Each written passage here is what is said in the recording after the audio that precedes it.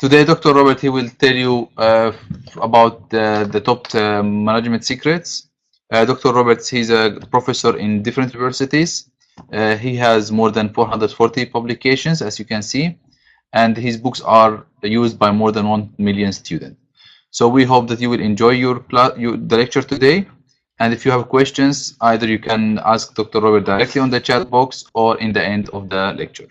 Wish you all the best and hope you will enjoy. Thank you very much.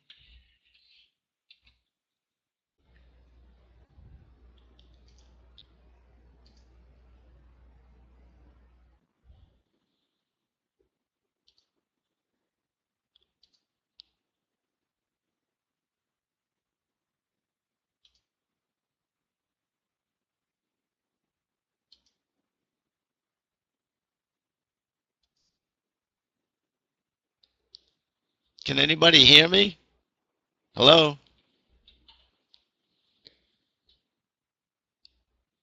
Can you hear me?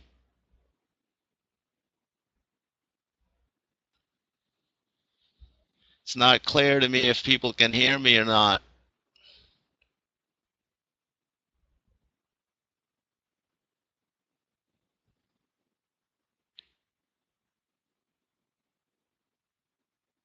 Okay, good.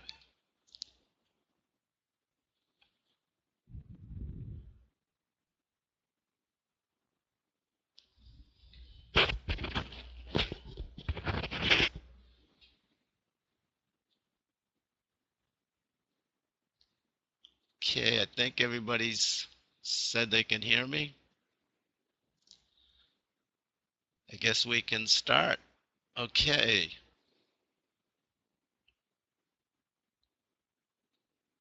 I'm going to turn off the moderator. Okay, I couldn't hear what Dr. Habib was saying, so I have no idea what he said about me. So I'll just start with my own introduction, I guess. And as you can see on my first slide, I assume everybody can see the slide okay? Hopefully. So anyway, I am Dr. Robert Lussier, and as it says, I am a keynote speaker of business management and publishing. I am the founder and CEO of Publish Don't Perish. And basically, it's a public speaking business, which I've started. And I do have a website, which unfortunately is under construction at this point. It's not really ready to show the public. Then I'm also a professor of management at Springfield College, which is in Massachusetts, the United States, obviously, as it says on the slide. If you're not familiar with where Springfield College, the city of Springfield is, it's in the city of Springfield, Mass. If you think of Boston, it's on the North Shore, on the East Coast. Boston is a major city of the state of Massachusetts. Springfield is 90 miles inland from Boston, so that's where we're located. Springfield College is actually better known for athletics. We actually, sure you've heard of the game of basketball, that was invented at Springfield College by Professor Naismith, and the actual Hall of Fame for basketball is in the city of Springfield. Also, one of our graduates actually developed the game of volleyball as well, so we're more known for athletics. Next thing is, it says I'm the author of 440 plus publications. More than 1 million people globally have used my books. So I spent a lot of time writing, which I enjoy. And as the last point stated, is contact by people from 76 different countries regarding my publications, presentations. I do these presentations for a variety conferences, businesses as well. So some of you actually work in businesses. If your business hires speakers, I would be potentially available. And at the top here is my Publish Don't Perish. That's my logo for my business right here. So I'm not used to not being able to hear people talking to me when I'm giving my presentation, but Anyway, let's move on to the second slide, which is I am the author of 12 books publishedly. They're available if you go to Amazon and just look me up, put my name in there, Robert Lussier. You'd find my different books that I have. Obviously, these are not 12 books here, but just to give you an idea of, I'm widely published and well qualified to be here with you today. And I am glad to be here with you today. I'm actually, today's session, my presentation is going to be based on my Management Fundamentals book, which is currently in its 7th edition. So let's move on. Okay, as it says on the top, you don't need to take notes. It's not really necessary. I will be giving you my email address. You can email me. It's just robertlucier at springfieldcollege.edu. But anyway, I'll be showing that on the screen. So what I mean by taking notes is this is not a true lecture in the sense that you have to write everything down, because I will make these available to you, my slides. However, I will be asking you some questions, and you may want to jot down your answers. So I am going to be asking you questions, and it's up to you. Obviously, I'll never know if you take the notes or not, or write anything down, but I want you to be engaged, not just sitting back listening and falling asleep on me. It's only 10 o'clock in the morning here, so I'm wide awake and ready to go, and for like many of you, if you already put in a full day's work. So, and the last point is you can ask me questions as we go if you want to, and I have not going to take up a full 2 hours with the presentation, and I will be giving you time for question and answers at the end. But if you want, there's only like 30 of us, whatever. So if you want to contact me, ask me a question, you can. And I believe the chat is open.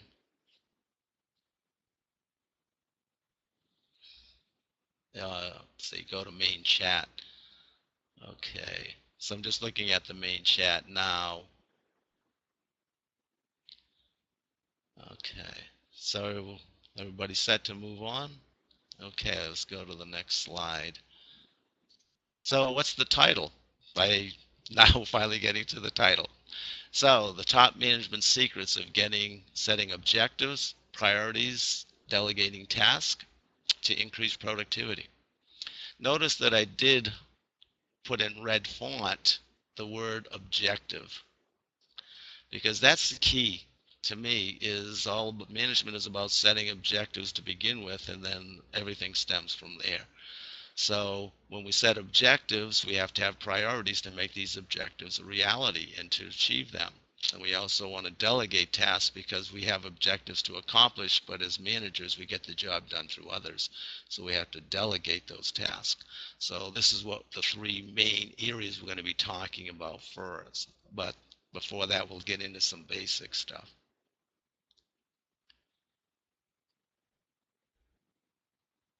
So moving on. I'm just looking down at the bottom of the screen for people's comments for a chat, whatnot. All right, so an overview. This is not going to be a lecture like you're probably used to, in the sense that I'm actually want you to be engaged, as it says, engagement. So I'm going to be asking you questions, and I'm going to give you some time to answer those questions, as I mentioned, as I want you to be engaged and thinking about this stuff, and takeaways, meaning that instead of just saying, yeah, that was a nice talk, but you can't actually use anything on the job, then I really don't believe I've done my job. I'm glad to be here to talk to you about these topics, and I want you to get something out of this you can actually use on the job. So the first thing, we have 4 major things we're going to be talking about today. And the first is I want to review some basic management. And the reason for that is so that we all have some basic understanding. I believe I was told that you're all basically have already done an undergraduate work and basically may have already had multiple management courses, but I think it is helpful to do a review so that we're all on the same page and understanding the definitions that I'm using. Secondly, we go to the second box. I'm going to talk about objectives. So key takeaway here is going to be, I'm going to teach you a model that you can use to write objectives. You can teach your employees as well and others how to use the model, which will help you to write better, more effective objectives. So that's a key takeaway of this session today. And again, it will be on the slides and you can get a copy of them. The next topic we'll be looking at is priorities. So I'm going to teach you 3 primary questions you can ask yourself as a manager, how to set a priority. And from that, you will have a takeaway of helping you to set better priorities. But our priorities should, again, tie into our objectives to meet them. And the last thing is, as managers, we get the job done through others. And part of that is delegating. So I'm going to teach you a model, 4-step model, how to delegate so that you'll get better results. A lot of people are reluctant to delegate in management, and I'm going to help you to hopefully teach you to do a better job of delegating. Okay, so if we move on then. So what is management? Again, I'm just giving you some basics here that you probably already know anyway, but I think it's again worth a review. So as it says, management is attainment of organizational objectives through planning, organizing, leading, and controlling organizational resources. So I'm going to talk a little bit about these different aspects, but again, I'm focusing that importance of objectives, setting objectives. Okay. And again, don't hesitate if you have any questions to just throw it in the bottom of the chat, and I'll be happy to answer as we go. All right, so if we move to the next, now that we have a basic definition of management. So what are we responsible for as managers? So we have to achieve the objectives through efficient organizational use of our resources. So as managers, we have human resources, the people that work in the organization. We have physical resources. In this session, I have the computer and I have the PowerPoint slides, etc. So those are physical things that I'm using. Information is obviously part of what today's session is about. I'm giving you information about management. We also have financial.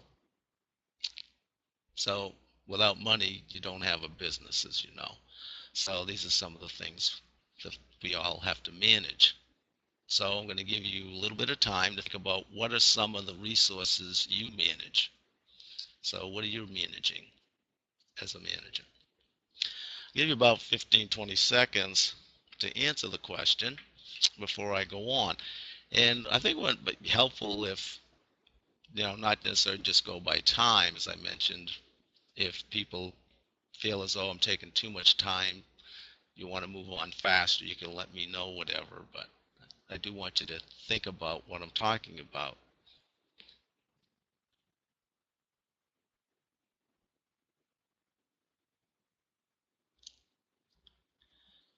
Okay, so let's move on to the next topic. Is, again, this is just review stuff. What are the basic skills that we need as managers? So there are 3 key skills. First one being technical skills, the ability to actually do the techniques that we need to get the job done. And obviously the technical skills are more important to lower level managers who are overseeing the production of the products, services, etc. Because if you're going above that level, they're less important. If you're obviously a CEO of a company, you're never going to go down and make the automobile or whatever the product is. So there are differences in the need for the skills. Our second important skill that we need as managers is interpersonal skills. And as you can read it for yourself, it's really all about people. In today's organizations, especially in America, everybody's talking about engagement. You got to get you have to have your workers want to do the job, and that takes relationships. And in the United States, at least, I'm not overly confident about what's going on in Europe, unfortunately. But one of the key things is the younger generation, the millenniums, they're all about relationships and people, and they just don't want to be told just do this, do that. So we have to have some people skills, relationships with our employees, if we want them to get to good job. Our next one is decision making. So as managers, we have to make decisions. So if you're a manager, conceptual skills, how do you put the whole thing together? How we got to solve problems? That's a key to the success of any manager, is solving problems and also taking advantage of opportunities. So my question for you is, do you and your managers have these skills? So I'm going to give you about 15, 20 seconds to think about, do you have these skills, technical skills? What interpersonal skills? How is your decision making skills? Are any of these strengths or weaknesses to you?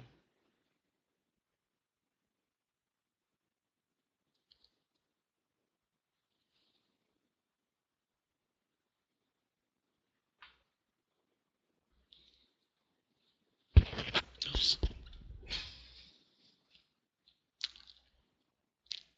Okay, so is this going okay? Because everybody hear me? Is this going all right? I'm not used to just talking and nobody being there interacting and etc.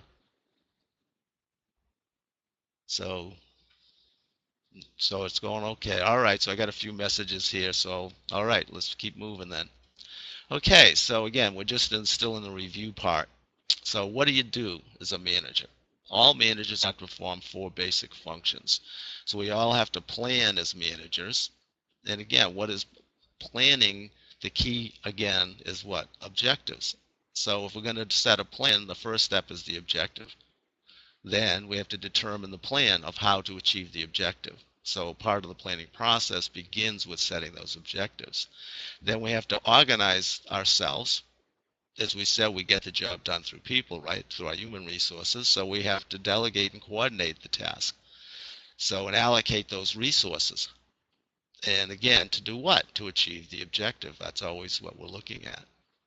Leadership is about influencing people, but to do what? What do we want people to do? We want them to achieve the objectives again. And controlling is all about monitoring progress to know how we're doing. Are we going to meet that objective or not? And when we need to, again, ensure that the objectives are met. Take corrective action if we need to.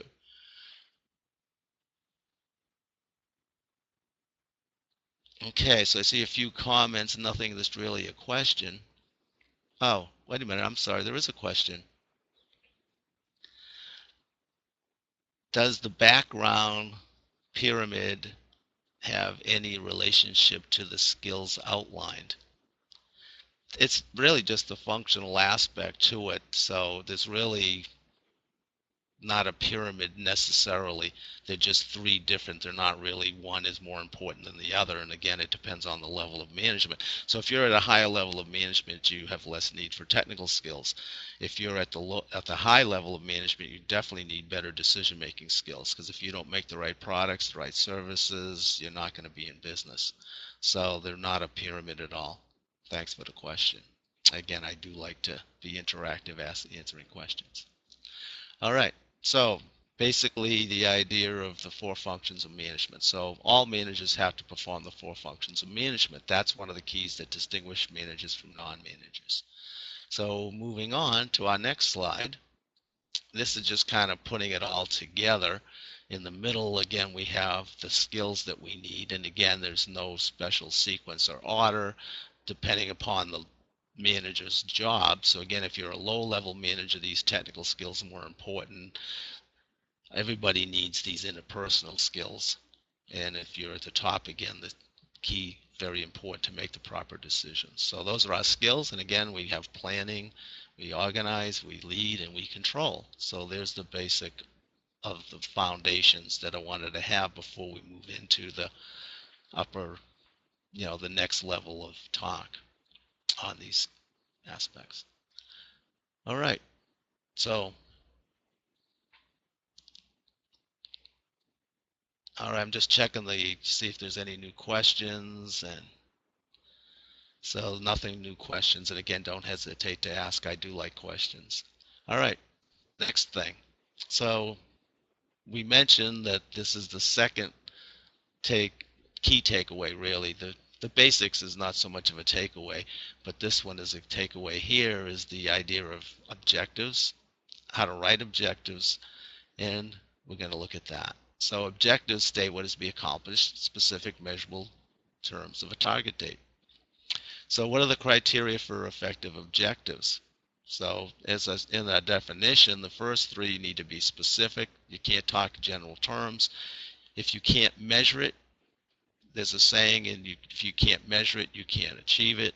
You can't do it. So we have to be able to measure, are we actually achieving those objectives? And we have to have a target date, because the time frame is important. Are you going to do this in a day, a week, a month, a year, 5-year plan? So target dates are important. When we write objective, these three are visible, that we can see if they're there or not. The other three that I put in green are not visible in a written objective. So they should be difficult but achievable or realistic. So what do we mean by this? Research has clearly shown that if you set objectives that are too easy, what's going to happen is the people are just going to meet the objective, and then they're going to stop, basically. They're not going to go beyond the objective. So you don't want the objective to be too easy. Now, you also don't want it to be too difficult, because if it's too difficult, they won't even try. They'll just say it's not possible. They won't even try. Now, also, you don't want to set objectives to just say do the best you can, because most people use it as a cop-out. I'm not saying everybody does, but a lot of people, if they don't achieve the objective, they're just going to say, I did the best I could, when they really didn't. The next one is the idea of set participatory, which means if people have some input into setting the objectives, it helps. But again, as a written definition of it, you can't see that in a written objective if it's been set participatory or not. So it's good to include the people who have to achieve the objective in there. I mean, think about it. Don't you want to have some participation in what you're going to accomplish and what you're going to work at? You do. So it's generally a good idea to let people participate. Now, the last one is two parts, really, is to be accepted and commitment to the objective. If you set an objective for someone and they don't accept it, they're not committed to achieve it, what do you think is going to be your success? There's very little chance they'll actually achieve that objective. Now I'm going to take, while you read, think about, do you or does your organization objectives meet these criteria? So I'm going to give you about 15 seconds or so to think about these criteria while I look at reading some of these chat aspects coming in, okay?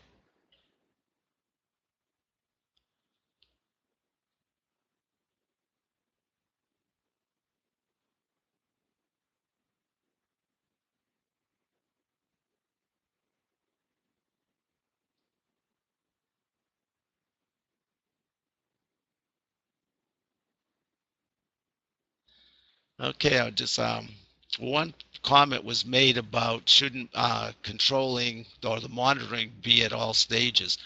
Yes, that's totally correct, because you're always monitoring progress. So, you plan, obviously you organize, and you're always monitoring the progress. That's you're right. There's no question about that.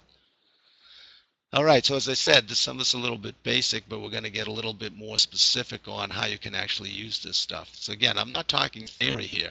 I'm not trying to give you a bunch of theory, which is, to me, you can't use on the job, a bunch of theory.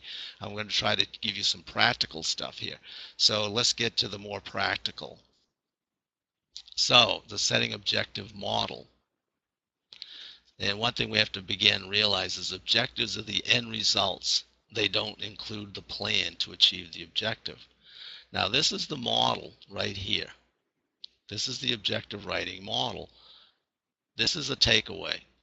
As I said, this is one of the things that's important, I believe, in today's session, because if you ask people to write an objective, you'll find they're all across the board on how they write objectives, and they also oftentimes include the plan. I actually was hired to come into that actually was a library, and they had a new director come in, and the director asked everybody who was a manager, tell me what your objectives are for next year. And it was incredible, the variance in how they wrote their objectives. So they brought me in to actually teach them the model so that everybody would be writing their objectives in the same way using the framework. Excuse me, I'm just trying to, I want to try to be in center here on your screen. So the model is to an action verb. What are you actually going to do? It needs to be specific and measurable result, and it has to have a target date to be an effective objective.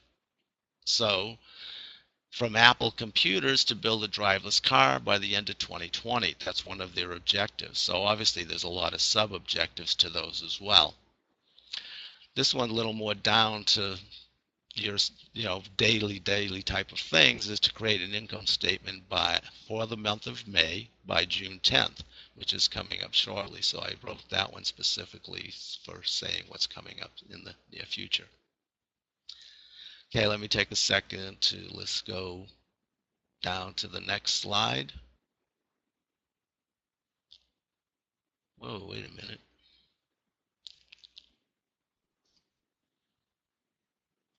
All right, so these are some objectives that have been written, and they're all missing something. So what I'm going to ask you to do is take a little bit of time to think about these objectives that I've written here. Each of them has something wrong with them. It's either not specific, it's not measurable, or it doesn't have a target date. So I'm going to give you some time to come up with answers, and then I'll go over them and discuss why aren't these good objectives? How can they be improved? So I'm going to stop talking and give you about a minute to do that.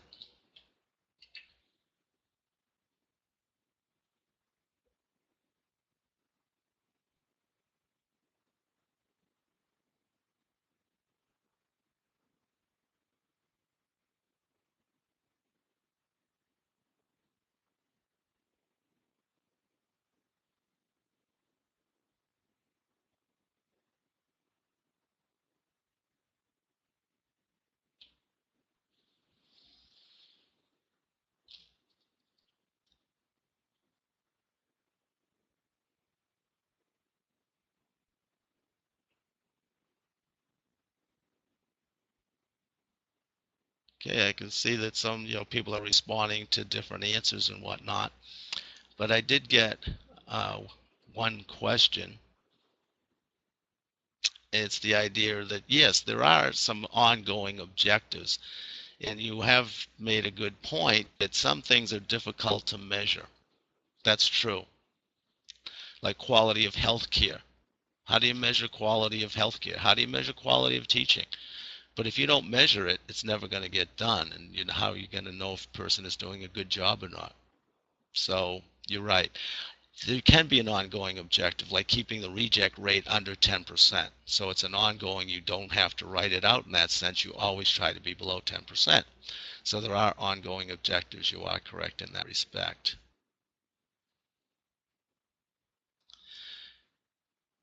So people are still sending in answers, so I'll give you a little bit longer to finish up on, and then once we tend to stop, then I'll just go over my perceptions on these and what the points that I'm trying to bring out are.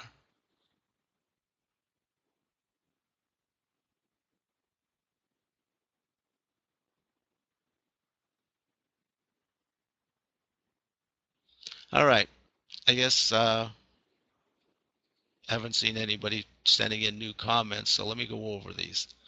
All right, to increase sales by 2017.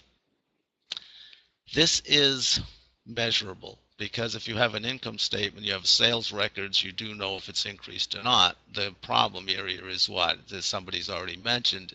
It's really not specific. By how much will you increase sales in 2017? $1, $100, $1,000? So that's a key, is the increasing by how much. The second one is some of you clearly stated, there's no target date. So if you're going to double your profits by when? Is this going to take a month, a week, a year, 2 years, 5 years? So again, we do want target dates to be effective objectives. To run in 2018. Now what this one basically is meant to show is measurability. The way it's written, how can you tell if you're the best restaurant or not? It doesn't really tell us how to measure that. So the way we have to do this one is we can change it by saying, for example, there are maybe opinion polls on restaurants, or there's Zagat ratings or whatever. So if there's some sort of system of rating, you would say to be the number one, or if you're number 10 to be number 8 next year or something of that nature. So it's really has to be clear, the measurement, to know if you've achieved it or not. As stated, to be the best restaurant, how do you know if you are or not? How do you measure that? And the last one is to write objectives next week. A lot of people seem to think that's fine, but through my own experience, I find that it does not work well with the idea of saying next week. And it's actually, if you want to be technical, next week is not a date. It's not a date. You have to say like June 10th, etc. is a date. Next week is not a date. And through my own experience, why I throw this one in is I used to have a person working for me, and I'd say, I want this in a week, or I want this in 2 weeks. And then a week would go by, and I'd say, do you have this? And he'd say, well, the week's not up yet. And I'd say, well, I don't remember when I said the week started or ended, whatever. So you really should have a specific target date. And I'm going to talk about delegation, which gets into this again.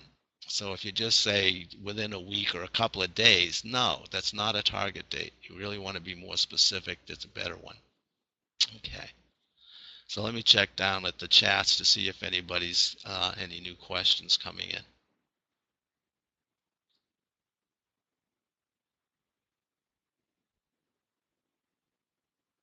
All right, so pretty much everybody's just giving answers. There's no actual new questions. So now a key to takeaway is to have actual writing yourself. So what I'm going to ask you to do, it's hard for me to see these signs here. Let's see, what's this one?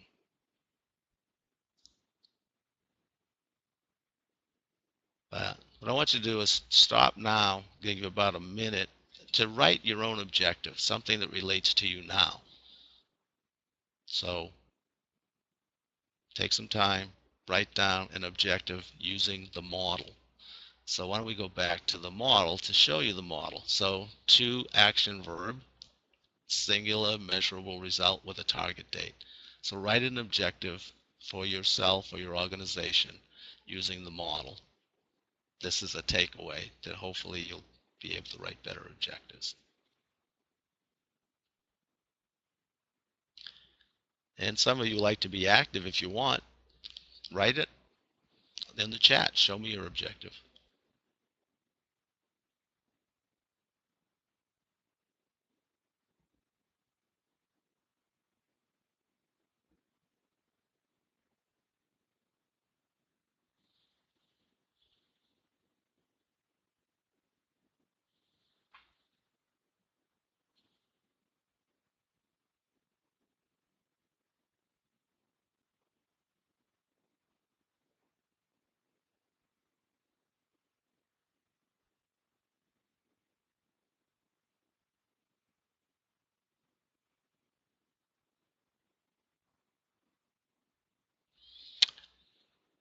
Okay, I don't see anybody writing any objective. Oh, here we go. Somebody just sent one in. Okay, someone mentioning their doctoral program. And as you mentioned, this is not really geared for a doctoral program in the sense that this is more geared towards being an actual manager this session. How do we actually manage? But I do one other program on Publish, Don't Perish. And it's all about teaching you how to increase your ability to get published. One of my books is Publish, Don't Perish, the top secrets to get published. So if there's a lot of doctoral students out there who'd like to see that seminar, you may want to ask the director at ABMS University to have me do that session for Publish, Don't Perish. And I'm also available to other universities and groups or whatever if you'd like to see that. Okay, so we do have a few people sending in some of their objectives. So again, hopefully you'll see the value that if you write the objectives following the model, you're going to get better results having better objectives. And they're very clear to people what actually has to get done. So hopefully you see the value in the model. All right.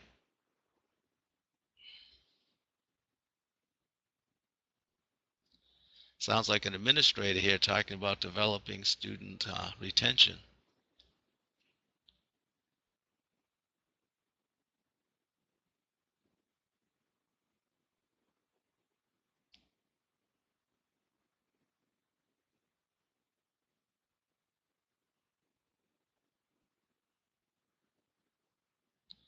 Okay, I was just reading, some of the ones being sent in. They're basically, pretty good objectives. So do you see, hopefully, the value in following the model?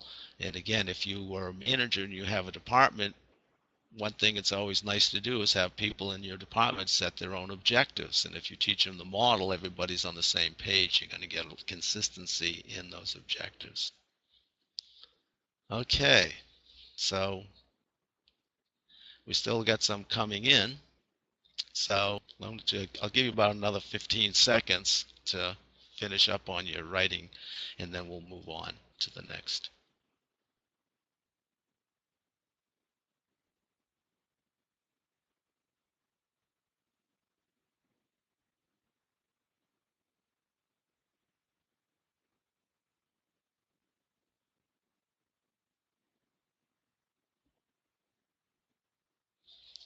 Things seem to be going pretty well. You seem to be doing a good job on keeping up with me, whatnot. We're moving pretty fast, actually.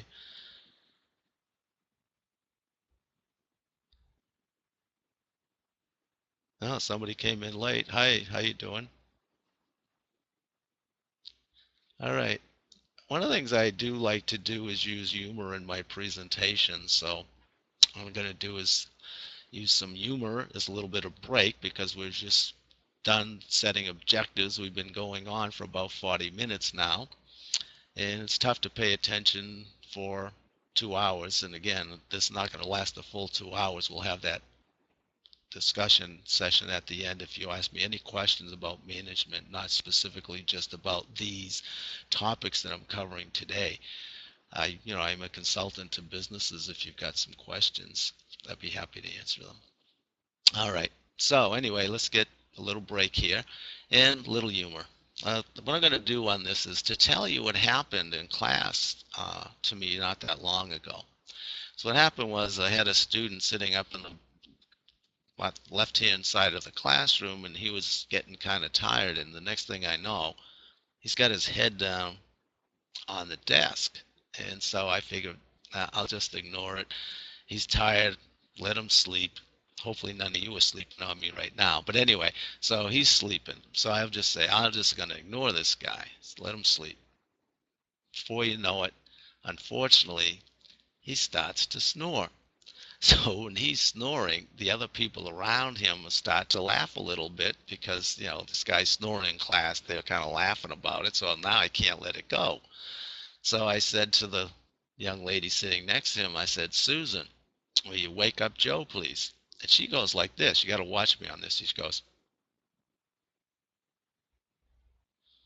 I said, like, what's going on? I said, Sue, will you please wake him up? And she goes like this again. So I said, well, what's going on, Sue? Why won't you wake him up? What's it? So she says, listen, Dr. Lussier, you're the one that put him to sleep. You should be the one that has to wake him up. So little humor. Again, it's really not a true story, just a joke, but hopefully a little humor is good in a presentation. A little break, as I said, before we move on to our next topic. Okay, so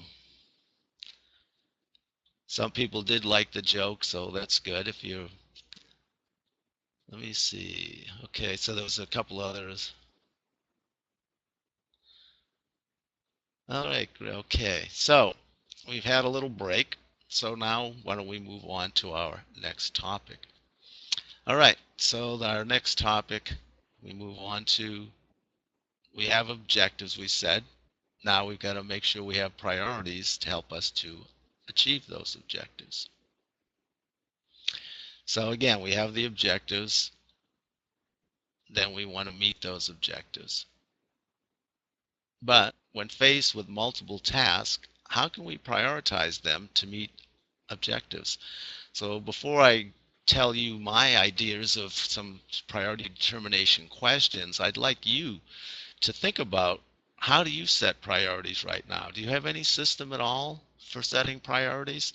Are you really thinking about your objectives and trying to put a heavy focus on making them a priority?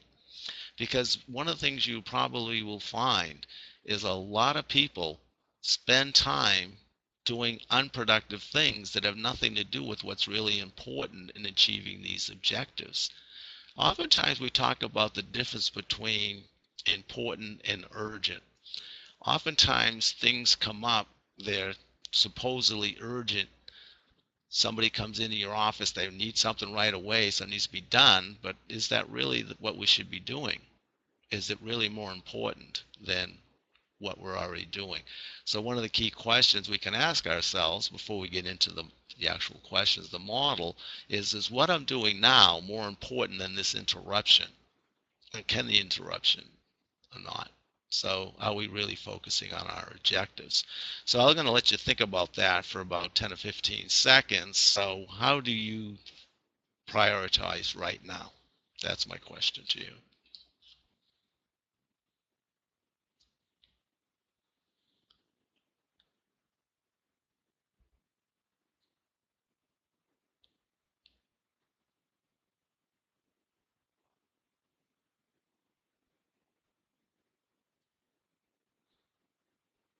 Okay, so John said that 4Ds are useful here. I'm not quite sure what 4Ds are. That's probably some other system that I'm not aware of. But anyway, why don't we move on and we'll look at, somehow this slide got out. I'm going this one here. All right, so setting priorities. So this is a simple model that I adopted from Harbridge House, a consulting firm. And the idea here is, if we answer 3 questions, yes or no, it'll help us to know what the level of the priority should be. Now again, this is based on being a manager, assuming that you can delegate a task to somebody else. If you're not a manager, you obviously can't usually delegate the task to someone else. So the first question we want to ask ourselves is over here is, do I need to be personally involved? Do you have some sort of unique knowledge or skills that you have to bring to the table to get this job done? So that's your first question, because if you say no to question 1, why do it? Delegate it. Now our second question, if we answer yes to 1, is the task my responsibility or will affect the performance and financing of my department? Obviously very important to focusing on your work unit. Is it your responsibility, part of your job description? Is it going to affect your performance and financing? And the third question, which we always answer if we answer question 1 to be yes, is what is the deadline? Is quick action needed? Should I work on this activity right now, or can it wait? So that's a key. Should you do it now, or can it wait? That really makes a difference in priorities, because as we all know, for example, you have some final exams coming up in the near future. So it's a high priority now to get ready for those final exams. A month ago, getting ready for finals was not a high priority. So priorities do change over time. But as it also says in here, you don't want to wait too long. You want to be able to meet that deadline. So I'm going to ask you this question and give you a little bit of time to think about it while I look at the chats to read them. How effective are you and your managers at setting and meeting priorities? So do people spend a lot of time doing wasted activities, or are people really doing what's important to get the job done? That's the question to you to think about for about 15 seconds while I go and read some of the chat.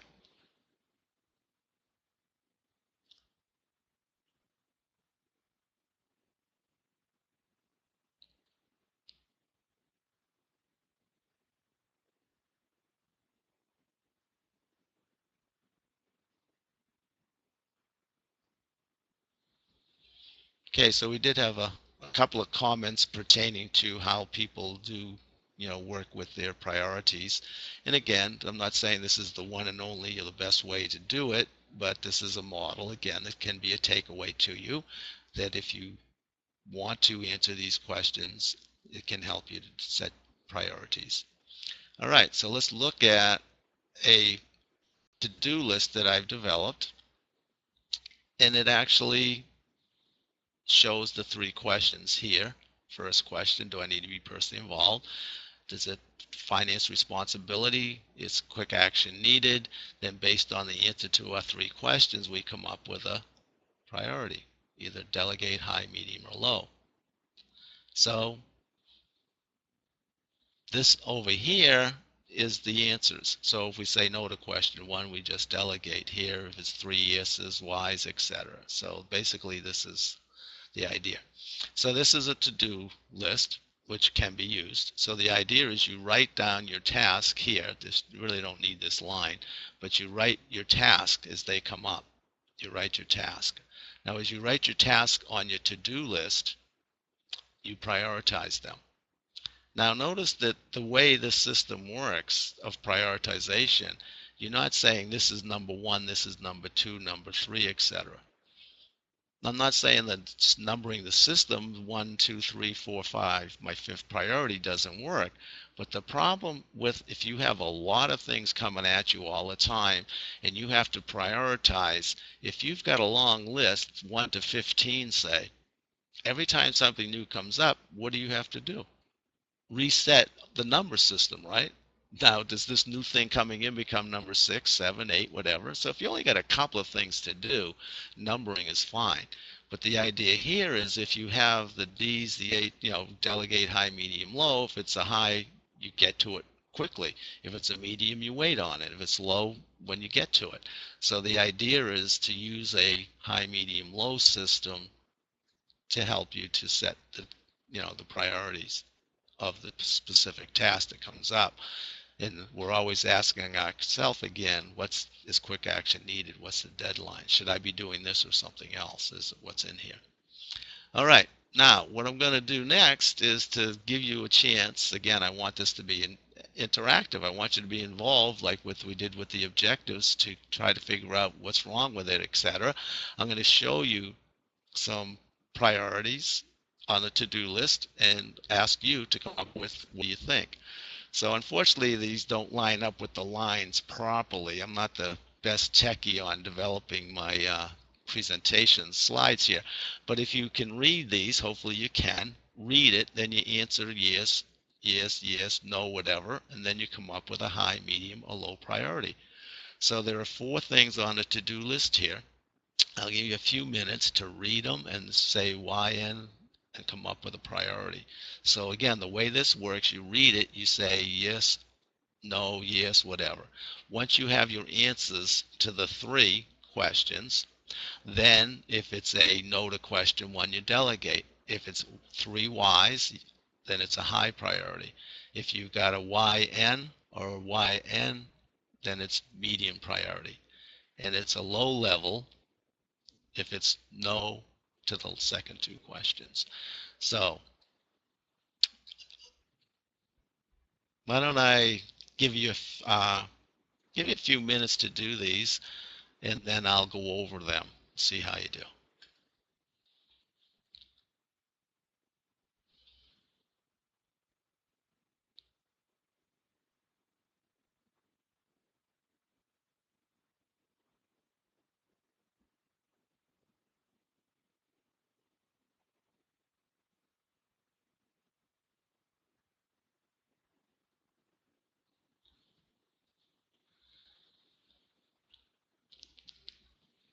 Okay, I've got a comment saying that the font is too small. Let me read it then. I'll read them and then let you have a little time to think about them, and then we'll do that. All right, sorry about this, but I wanted to get multiples on a page. All right. I'm sorry, I also should back this up. So the situation here is you're a production manager, first line supervisor of the people who are actually producing the product or service. But now we read the scenario. Tom is the sales manager, and he tells you that 3 customers stopped doing business with your company because your products have decreased in quality. As the production manager, it is your job to meet with the production crew and determine how to solve the problem. So we have to ask ourselves, first question is, do I need to be personally involved? So you put Y or N. Everybody clear on that? So come up with your own answer. Is this Y or N? Secondly, would you say the task is the manager's responsibility? Does it affect the performance or financing of the department? Again, you put a Y or an N. Thirdly, when is the deadline? Is quick action needed? So should you pretty much drop everything, get to this right away, or is this something that can wait? So is everybody with me? Has everybody come up with their answer? So whatever your answer is, how many Y's and N's you have, you got to come over here and determine the priority based on how many Y's and N's that you came up with. So what I'm going to do is, as somebody said, they've come up with their answer is Y, Y, Y. And I agree, because if you got losing customers, you got a problem, it is your responsibility. It does actually say it in the scenario. Secondly, it obviously is affecting the performance of the department, and this is something obviously you should get to quickly. So this is a Y, Y, Y, making it what? A high priority. So it would be a high priority would put here. High priority. I didn't realize that. Let's see. Yeah, that's better. So we'd have a high priority. Everybody with me? So somebody else, a few people have said 3 Ys. They're agreeing. Okay. So let's go to the second one. Again, sorry, I should have made this larger. I could have had as many slides as I wanted. Sorry about that. I didn't realize you couldn't read it. Your secretary, Michelle, tells you that there is a salesperson waiting to see you. He doesn't have an appointment and you don't do any purchasing. So that's the scenario. Everybody with me? So again, the first thing is it your responsibility to talk to this salesperson? Yes or no? Second question, is it the task, your responsibility to performance or financing your department? And thirdly, yes or no to, is quick action needed? Yes or no? Now, in this scenario, it says that I'll give you a think about it. Then again, once you come up with the Y's and N's, you got to come up here and come up with your final answer. So let me give you a couple of seconds to do that before I give you the answer.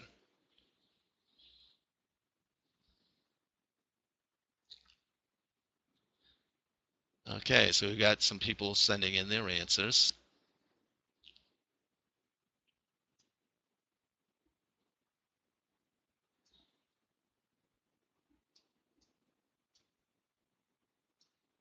Okay, so some of you are saying no, no, no, but actually once we answer no to question 1, automatically it's what? Just delegate it.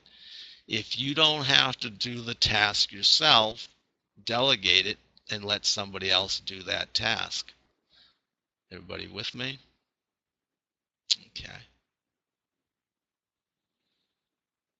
So we got some multiple people coming in with the right answers, which is great. All right, so again, I apologize for the small font that some of you can't read. So let me read number 3 to you. Molly is a vice president, wants to see you to discuss a new product to be introduced in 1 month. So Molly's a vice president, wants to know top product which will be introduced in a month. So again, I'll give you a little bit of time to say yes or no, Y or N, Y or N. Then based on your Y's and N's, what do you come up with for your priority?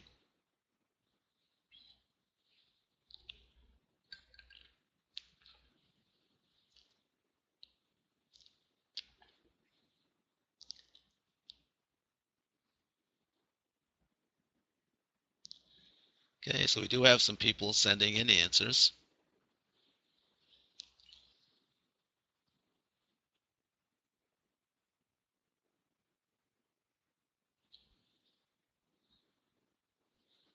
Okay, so if a vice president wants to talk to you, well, I shouldn't say obvious, but to me, if your vice president wants to talk to you, you go talk to the vice president. You don't send somebody else to do that. The next one is this, I don't imagine she would want to talk to you if it had nothing to do with your department. So once again, we would say we do. Now, the third question is a bit trickier because it's not an absolute. When is the deadline? Is quick action needed? Now, when we say is quick action needed, it doesn't mean you just totally ignore the situation if we say no to question 3. More than likely, you can't get in to see a vice president at a moment's notice anyway unless she calls you or he calls you in. So typically what you say is, no, I'm not going to drop everything this second to run up to the vice president and talk to her right now. We also have to realize that we also have what? A problem here with a product which needs attention more importantly than talking to a vice president about something that's going to happen in a month from now. So everybody with me? So you follow it? So what you would do is, don't just ignore this, obviously. What you could do is say, all right, call up the vice president's office, meet in a day or so, whatever, whenever you feel as though you can fit it in within a short period of time. So you could go and talk to the vice president the next day, a couple of days, make an appointment, which is typically required to see a vice president unless you're a direct subordinate of the vice president. So anyway, if we're talking about 2 Y's and an N, if we come up here, where do we see is what? 2 Y's and an N is right there, making this a what? Medium priority. Everybody see it? Okay.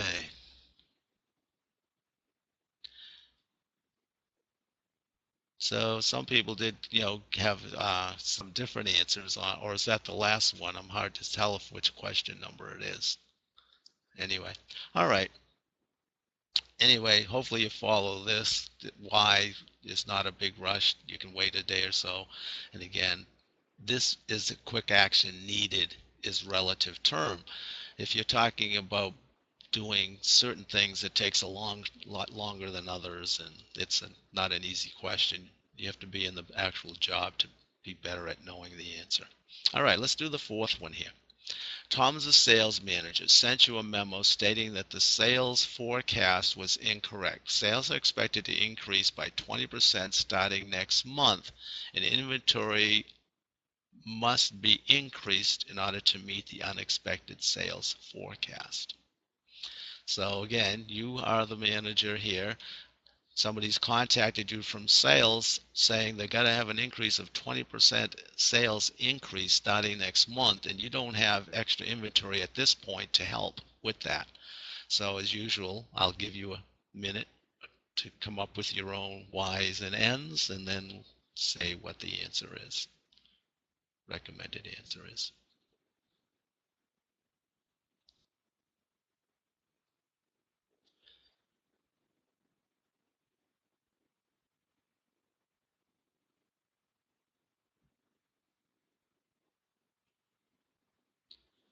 So we have one response in, there's another one.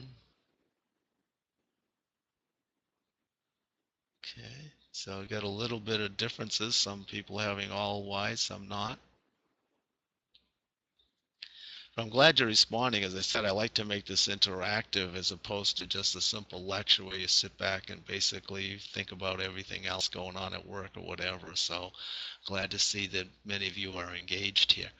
Okay, so people have different responses here, but overall, the idea here is that you got to increase your production by 20%. So do you need to be personally involved? You have to remember, in this case, you're a first line supervisor. You're not a middle upper level manager who has other managers below you to do this. If you're the first line supervisor overseeing the production of the department, you typically would be the one that has to tell the other people to change something in some way to increase that level of production, to get it up there. You're the one that has to schedule overtime, or you're the one that has to get new machinery, equipment, hire new people, etc. You've got to get going on that. You're the one. Obviously, it's going to affect the performance and the financing of your department, both. If you got to increase production, that's performance, and obviously going to cost more money if you're going to produce more product. So basically, we talk about a why here. Now, our third question is quick action needed. What is the deadline? And now this is the one I was mentioning is, again, it's a little bit tough to always know what the answer is unless you're in the actual situation yourself. But in this case, I'm assuming that if you're going to increase production by 20%, that's a big increase in production. If you're going to jump by 20%, you're probably going to have to do overtime, which takes time to authorize and whatnot. If you have to hire new people, as you may know, it could take a month to hire a new person. And also, if you have to train new people, if they're coming in, etc. So if they're going to be starting in a month, that's not a lot of time to increase your production by 20%.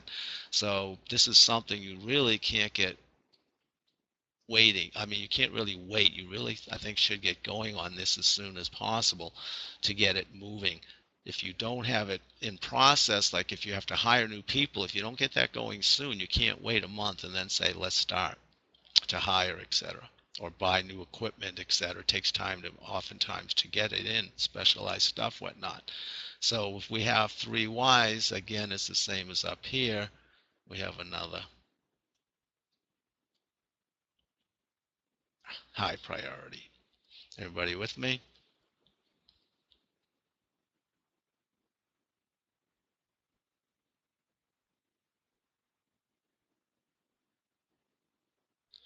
Okay, I did have a question by John asking me, do I actually use this form or does it come more innate to me?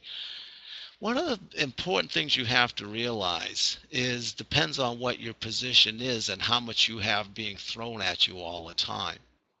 As a professor and an author and a public speaker like this, I don't really have a ton of things shooting at me from different directions all the time. So for me, you're right. I don't really use this full model myself, but I obviously keep the questions in mind in doing so. So like I said, good question. And no, I do not personally do this in detail. And a lot of managers don't either. But again, if you think about these questions, don't they make sense? Isn't it a good idea to think about these questions, even though you may not have to write them all down? But I occasionally will do a to-do list when I've got multiple things shooting at me at the same time. But if I do have a lot, if I really was a serious manager with people coming at me from all kinds of directions, I mean, I run 2 businesses, but they're very small. I'm primarily the only person that does the most of the work, etc. So it's not like I'm delegating a lot and etc. So good question, but the answer is no, I personally don't go through this all the time. But again, I don't have a lot coming at me from all kinds of different directions, and I don't have a hard time remembering, what do I have to get done, because I only got a couple things to do. If I had 15 things on my to-do list, that'd be a little bit different. But do you see how the idea is you got these H's? So if you're faced with 15, 20 things on a to-do list, and you got those that are H's, you attack those first. And once you get all your H's done, then you can go to the M's. But I think it'd be worth doing a few more of these, don't you? As I was planning, some time. So let's go to the next slide. And there's another set of 4 that we can work on with this.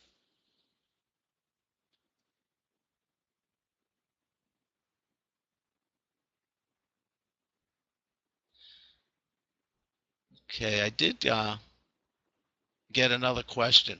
So don't you think that there is a high degree of subjectivity in such kind of prioritizing decisions.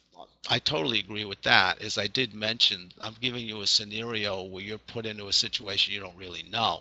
If you were the real manager of a department, then you would know much better is quick action needed or not. So you're totally right that there's some subjectivity to this. And I'm going over answers which you may not agree with the answers that I came up with, and that's the reality. There is a certain amount of subjectivity to it. So, yes, I do agree. Okay, so let's look at the new set because, we're only into an hour and 11 minutes and 10 minutes, so we still got lots of time. So let's move on. All right, so number 5, if you can't read it, Dan is a personnel director, sent you a memo informing you that one of your employees has resigned and your turnover rate is one of the highest in the company. So you're the manager of the department, you got a lot of turnover going on, one of the highest, you're just getting a note from the personnel office, human resource management department, whatever you want to call it, saying this is an issue that should be addressed obviously somewhere. So I'll give you, as usual, a little bit of time to come up with your answers to the questions. So do you need to be personally involved? And again, remember your situation. You are the first line supervisor of a production department making the product. First line supervisor, directly over employees. Do you need to be involved? YRN, YRN, priority.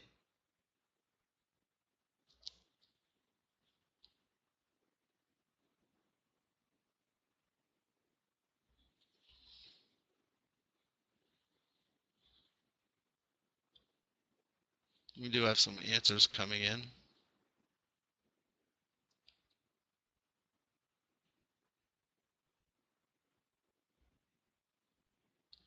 Okay.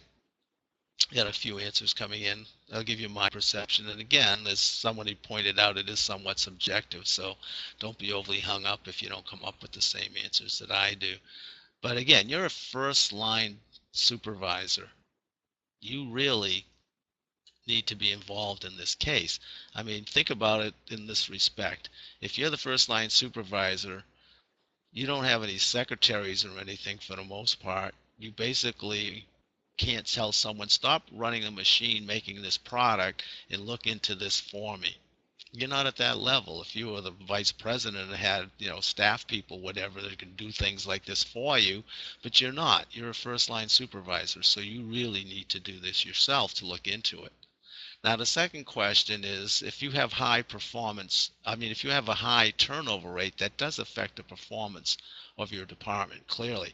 Because if you have people not working, you're making less product, so it affects it. And also the financial. It's expensive, as you know, to hire new people, and then to do what? You got to train them, and that's a costly factor. So yes, it does. Now, a third one, what is the deadline? Is quick action needed? Now, this is one, again, where you get into definitely the subjectivity, no question about it. But in my case, I tend to say this is more, no, you don't have to drop everything to do it right now. Another consideration that we have, if we think about it, is recall we already have what? A problem with the product right now. And we already have more coming in the future. So you got to think about what's more important, what's facing you at a given time. So I would tend to say it's a YN. And again, this is subjective. I'm not saying if you say it's high that you're wrong. It's subjective. But again, if we have a two Y's and an N, then it becomes a what? An M. Oops. Everybody with me? Okay. So let's do number 6. Phil is one of your best workers. He wants an appointment to tell you about a incident that happened in the shop. So that's the work area, the shop. So where you work. So Phil wants to see you, wants to get an appointment about an incident that's happened. So again, you come up with your answer. What do you think? Y or N? Y or N? And then you come up with your priority.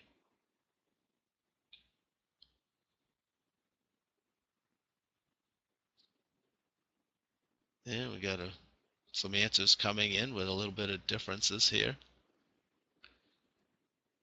And again, this is subjective. I'm not saying that you have to have the same answers as I do, but thanks for sending in answers. It makes it a little more interactive, which I do enjoy.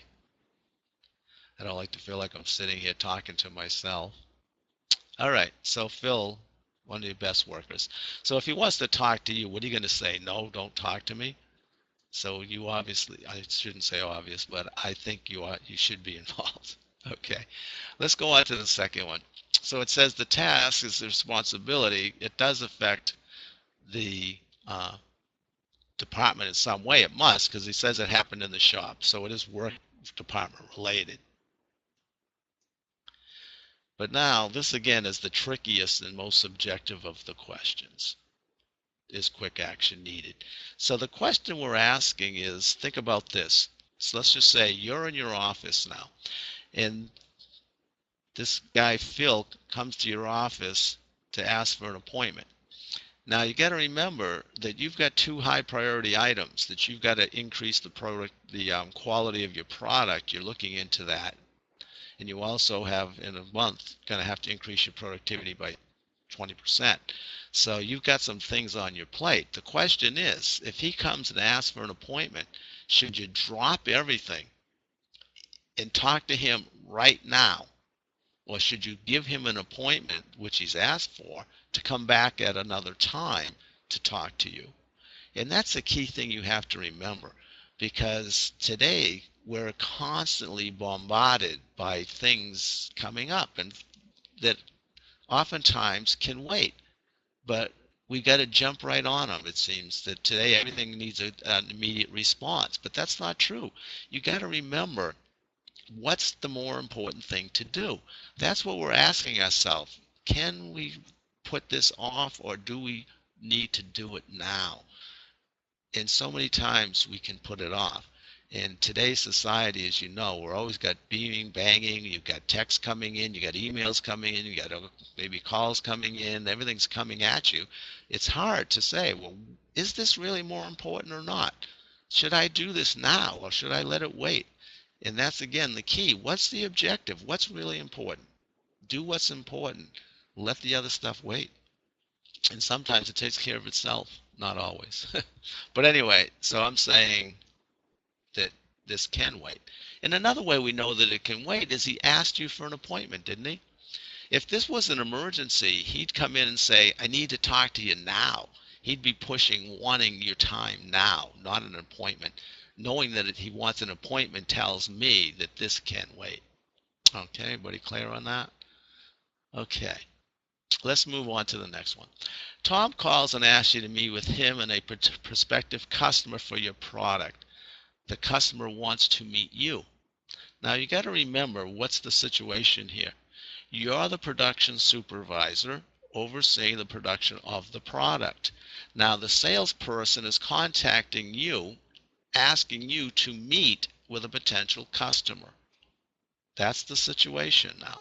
So we answer the questions. Let's answer. First one. Do you need to be personally involved? It says he wants to meet you, right? Well, I'm sorry. Let me give you a minute to answer them. I'm sorry. Let me give you some time.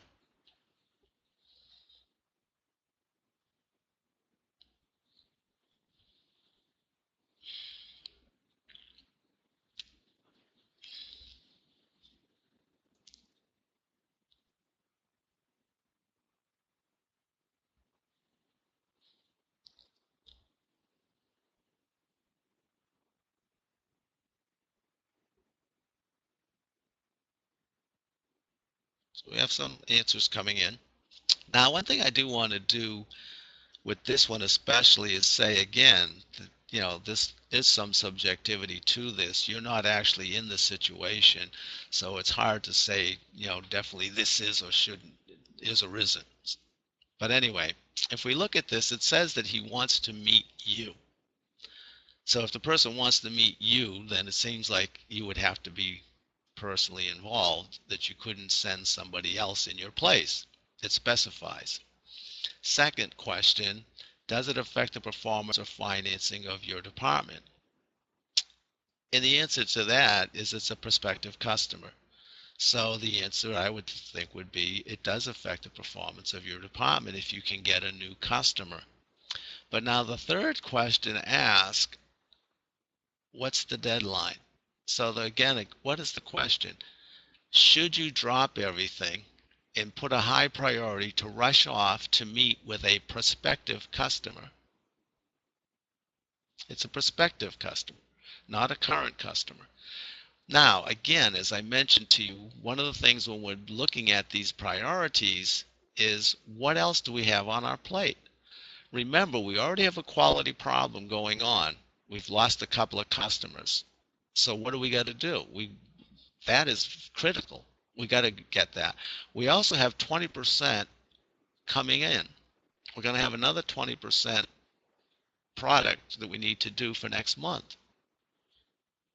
So we have to give that a priority, those two things, right? So when we look at meeting a new customer, prospective customer, should we say no? I would say no to the third question.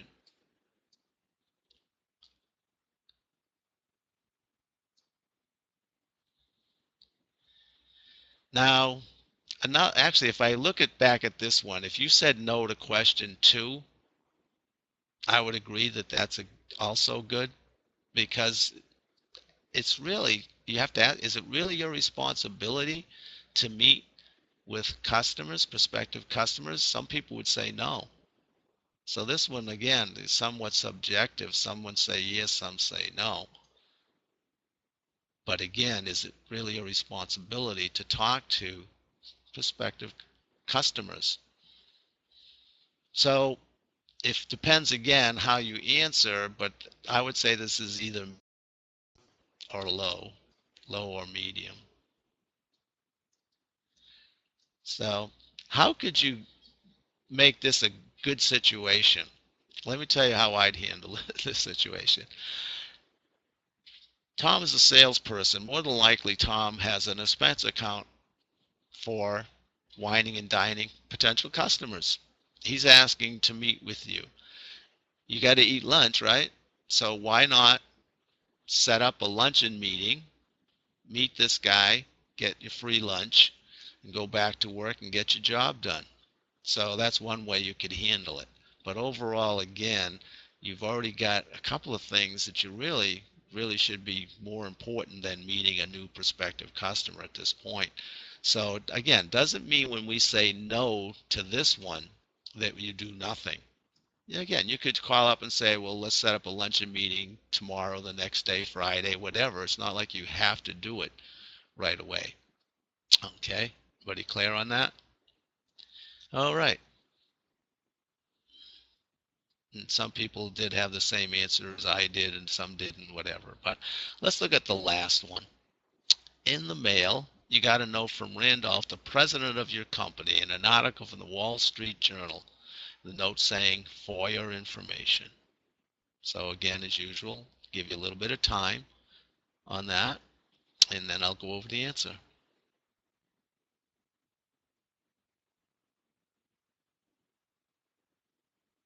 Some people are fast. We've already got some answers coming in here.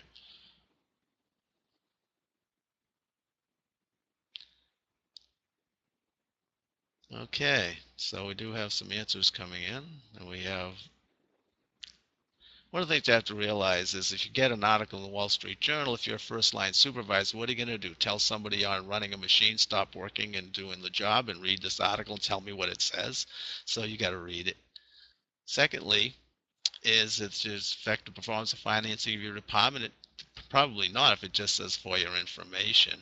And the last one is, should you drop everything to just read it now? And the answer is no to that. So we are at a point of saying low priority here. Then again, this one could be low or medium. Okay. And one of the reasons why I included this one, I did a training consulting job for a company once.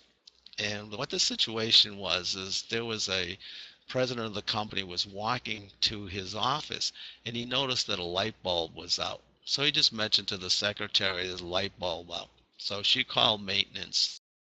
And within a matter of a couple of minutes, there was somebody there to change the light bulb. And the president said, well, what's going on? Just because I'm the president and say there's a light out doesn't mean it has to be done immediately. There was probably 5 other more important tasks to do. So you got to remember, just because some high-level person says something doesn't necessarily mean you should drop everything and do it right now. That's kind of one of the points I'm trying to make with this one. So is it really important or can it wait?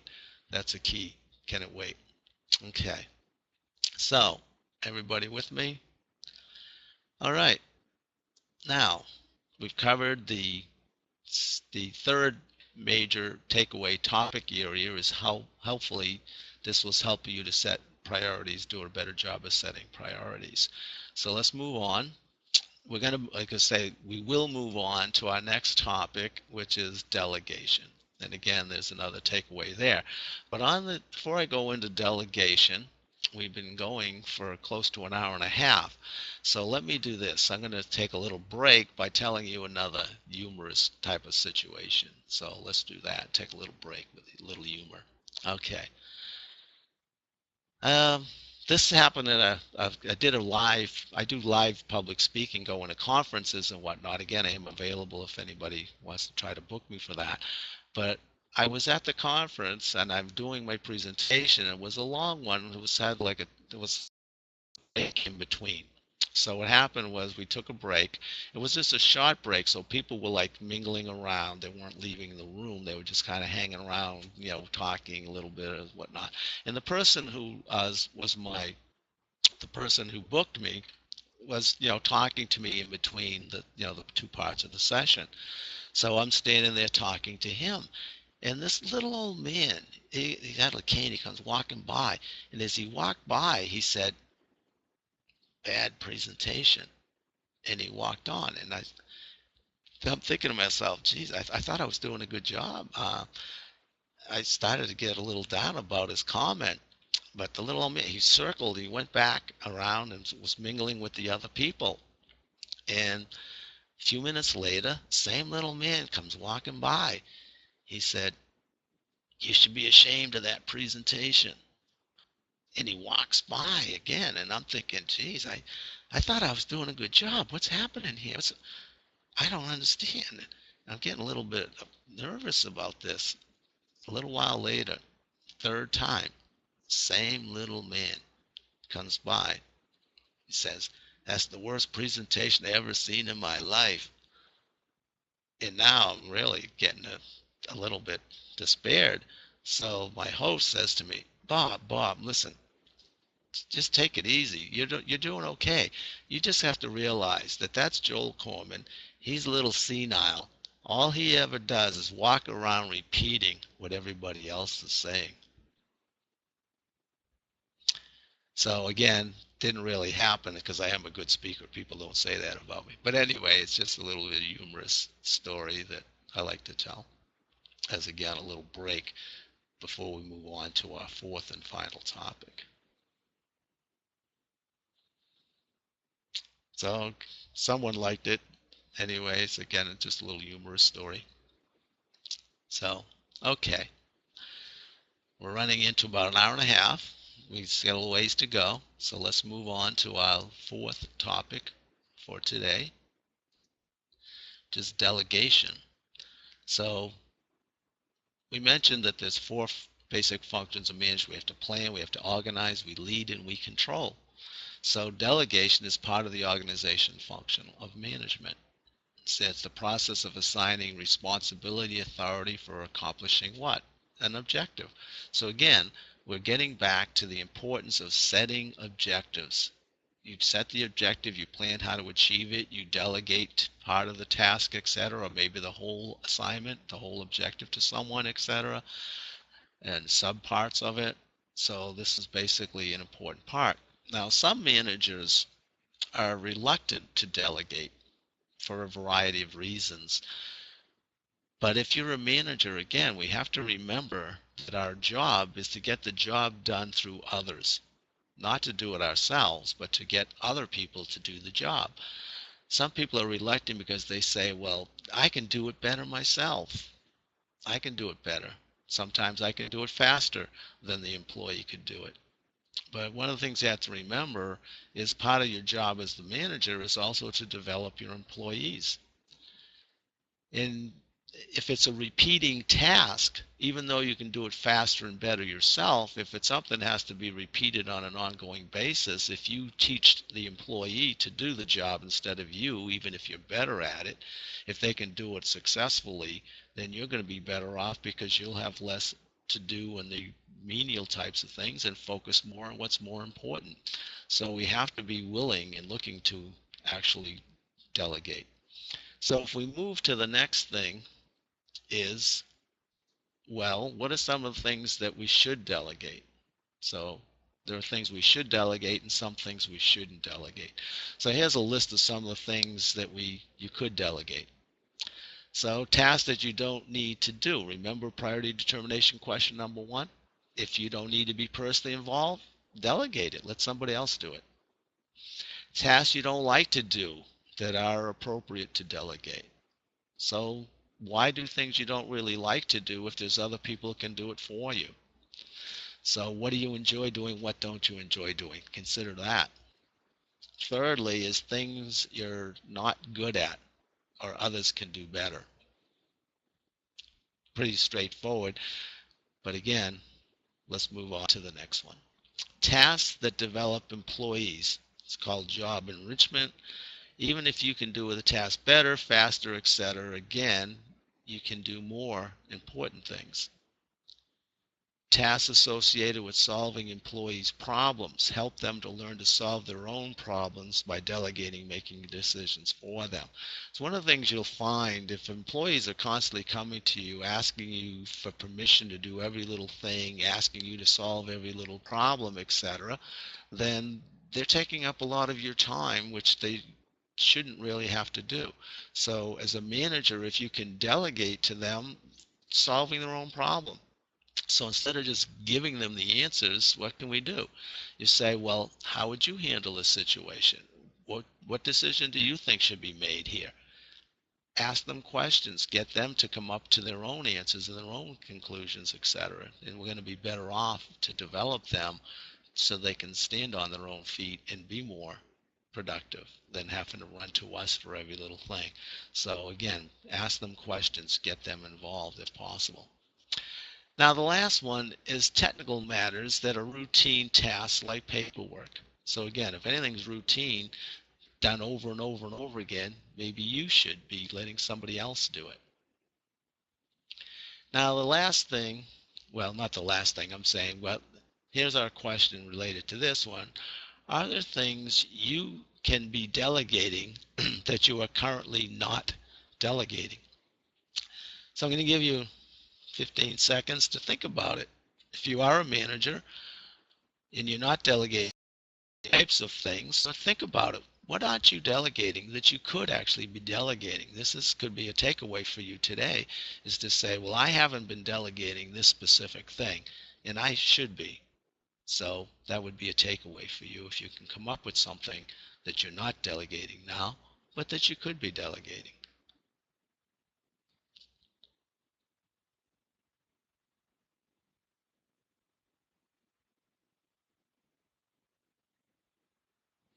Now, related to delegating, this is an opposite view in a sense, but if you want to progress in an organization, you have to impress your boss. And I can't overemphasize the importance of having a good working relationship with your boss. What I mean by that is you don't have to be best buddies with your boss and go out drinking or whatever, or hanging out with them, but they have to view you as being an excellent employee. And in order to be an excellent employee, your boss has to immediately, when they think of you, somebody brings your name up, they're saying, oh, Bob Lussier, He's the best speaker I've ever seen. You want to hear comments like that, not, well, he's okay, she does a decent job. You don't want to hear comments like that. So what can you do to improve your relationship with your boss? In the sense, think about things that you could actually do for your boss that your boss is currently doing. If you can exceed your boss's expectations, don't you think your boss is going to be thinking, yeah, Bob's the best. He comes through for me, etc. He's actually looking for things for me to do to make my job easier. So obviously some of you may be overworked now and you're saying, what are you, crazy? You want me to ask my boss to take on more work? Are you kidding me? But think about it. If you're not overly worked in a sense, and you could take on some responsibility from your manager, which would develop you for raises and promotion, you could actually ask your boss. I don't know, obviously, your job situation, but you could say, would you like me to do this, write this report for you? I know you do a monthly statement or whatever. I believe I could do that for you to relieve your whatever. So you could actually ask your boss. And there's actually, I tend to be of that nature. I try to exceed people's expectations. I try to do a great presentation. I prepared for this. I didn't just wing it. I try to do the best I can. And I actually have a comment or a statement that I use. I actually say, I don't meet deadlines. I beat deadlines. And I've written 12 books. I've been writing for over 30 years now, and I've never missed a deadline. I've sometimes, because of the publisher's end, have met it, but in most cases I exceed. I beat deadlines. So I actually set deadlines earlier than the actual deadline to meet it. So then if I don't quite make it, I've got a little cushion there. So I'll push myself. I'll put extra hours in, nights, weekends, or whatever, to meet the deadlines. But in my case, most of my deadlines are self-imposed. But again, if you can exceed your boss's expectations, that's the way you're going to get raises and promotions. You got to stand out. And taking on more responsibilities is one way to do that and to prepare you for your next step in your career. All right. So there's also things that we really shouldn't delegate. So what not to delegate? Anything you need to be involved with because of your unique knowledge or skills. So again, question number one, if you need to be personally involved, then you can't delegate it. So second one, personnel matters, evaluations, discipline, firing. So if you're a person's boss, you shouldn't have somebody else discipline them, tell them they're not doing a good job, do their evaluation, etc. That's your job. And obviously firing is something we don't, I certainly don't want to fire people, but if somebody has to be fired and you're their immediate supervisor, you're the one that should do that, not tell somebody else to do it, unless it's company policy, because some companies, maybe the human resource department does that for you. But I'm just saying, if that's policy, obviously you follow company policy. Confidential matters. If you're given confidential information, you shouldn't turn around and give that confidential information to somebody else, because it's confidence means you're not supposed to tell anybody, so you don't want to do that. Projects or tasks in crisis. If it's a crisis going on, you really don't have a lot of time to start delegating things to other people. You got to do it yourself to get things going and meet the crisis. And the last one, activities delegated to you personally. So if your boss says, I want you to do this for me, you don't turn around and have somebody else do it. You do it if you're asked specifically to do it. So those are some of the do's and don'ts of delegation. Now, this is another takeaway that I believe is helpful to you. If you are a manager and you do delegate to your employees, if you follow these steps, simple 4-step model, I believe you will do a better job of delegating. One of the reasons why some people are reluctant to delegate is they've never been taught to delegate.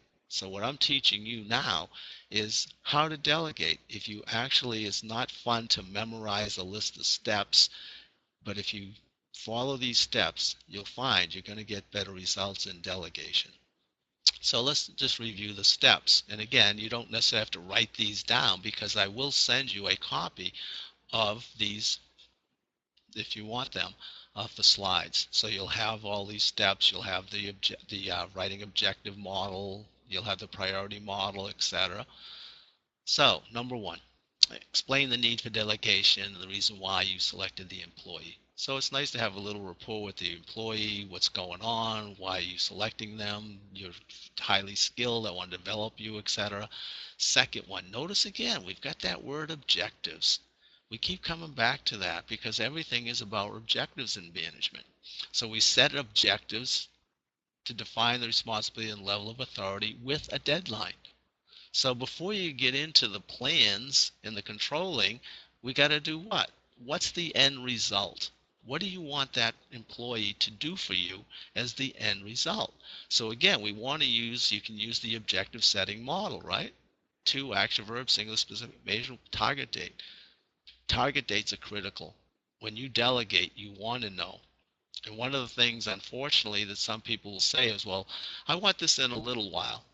If I would ask everybody to write to me now or comment how long is a little while, you think everybody would have the same answer? So if you use generalities like do this in a little while, you're not going to get good results. You want deadline. You want a deadline. And again, if you set the objective, the end result should have a deadline. So that's critical for the employees to know. And when we talk about the level of authority, what do we mean there?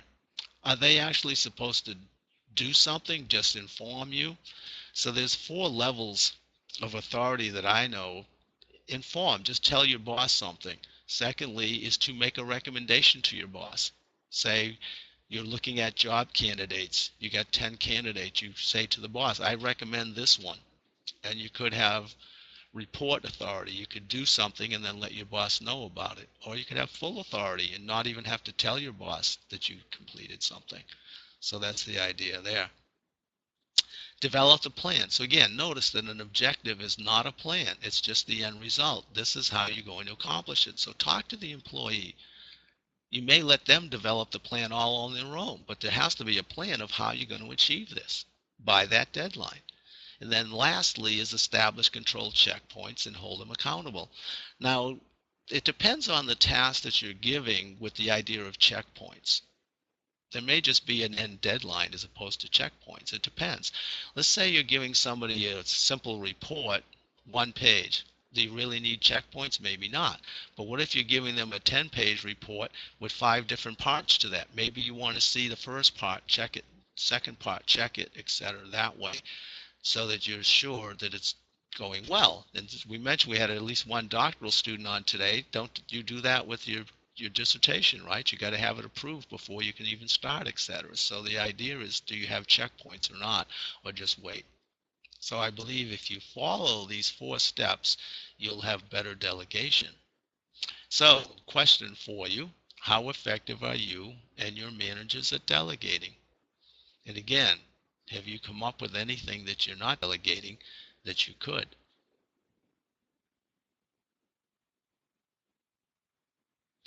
See if I have any comments here while you're thinking about it.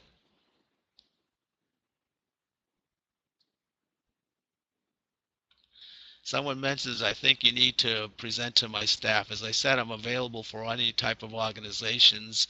I'm going to be showing you my email in a minute, and you can send me an email. We can talk about it.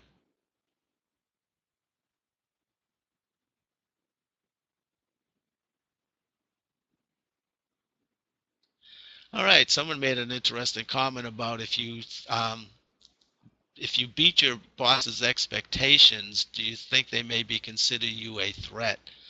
Well, part of the whole aspect is your boss, obviously.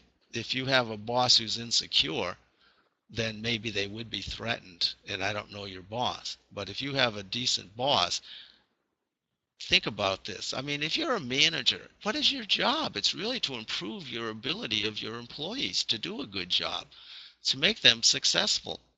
And why would you not want your employees to succeed? And to do that is to help them to develop. So you're right, there are some insecure people out there in managerial positions who shouldn't be there. And unfortunately, the reality is they are. And there's not much we can do about it. But again, if you believe it's a waste of time to try to impress your boss, so you're going to make things worse, then obviously I'm not suggesting you do that. I'm just making generalities. Not everything I say applies to everybody, right? Some people, this makes sense to me. Some people say, oh, that's stupid. I'm not doing that. That's not my intent. I'm not preaching here. I'm just giving you suggestions. And I'm hoping, as I said, I never do it without wanting to have some takeaways. So hopefully you've gotten something today that you can actually take back to your job and actually improve your ability and help your employees. Again, that's critical to me. All right, let me see if there's any more comments down here.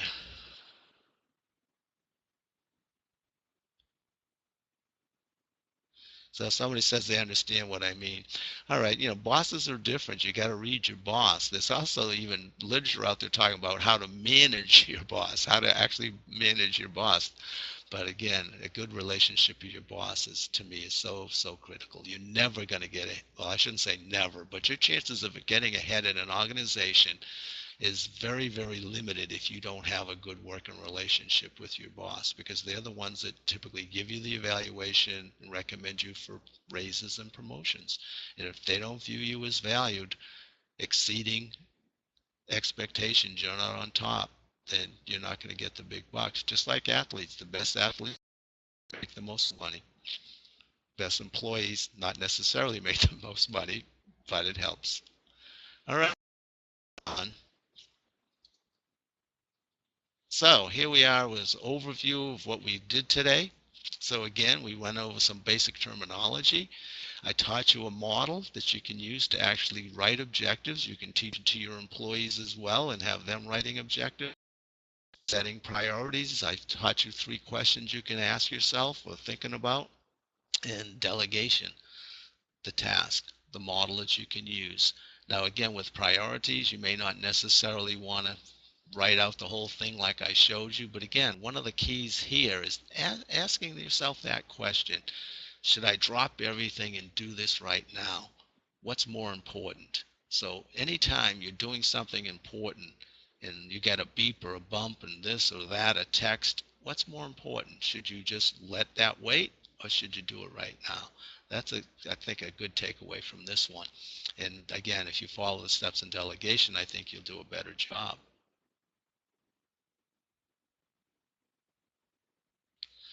All right, I do have another question. And again, don't hesitate to send in questions. I'm going to have a question and response anyway, so let me just move on.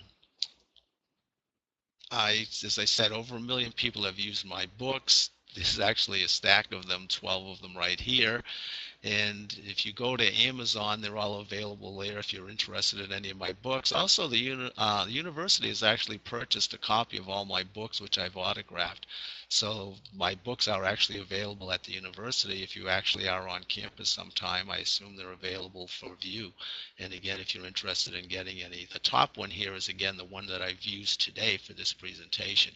But again, if you go to Amazon, just type in my name. All of my books typically will show up there. They're also available from the publisher. Again, here's my. So next slide.